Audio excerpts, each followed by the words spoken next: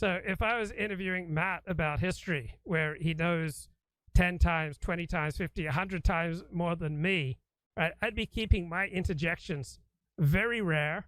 I'd keep my questions very short. I'd keep my objections very short, because I'd have a sense of reality that he has 100 times as much knowledge as me in a particular topic. So I may quickly raise an objection or try to, sharply form a question with as few words as possible, so that the bloke who knows the most, right, gets into a flow and gets to share all the stuff he knows.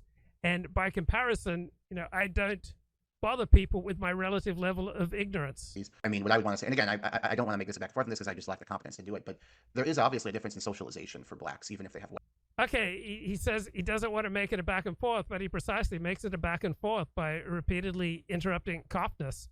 And so this happens a lot in debates. You'll have a debate, or you'll be hosted, and people will say, okay, let's talk about Israel, for example, but I hope we're not going to say X, Y, Z.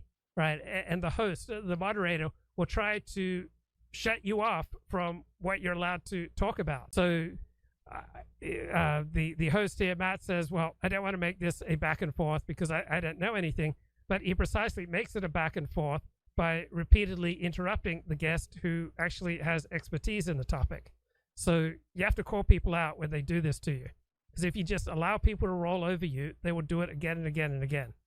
So luckily, I've done, I don't know, about half a dozen shows with Matt, so I know how he operates. He repeatedly will just bulldoze you. He'll just repeatedly interrupt you again and again and again and again and again. He just can't help himself from interrupting you. So you have to figuratively rip his head off if he starts doing that, and let him know, this is not okay. I am going to finish my point.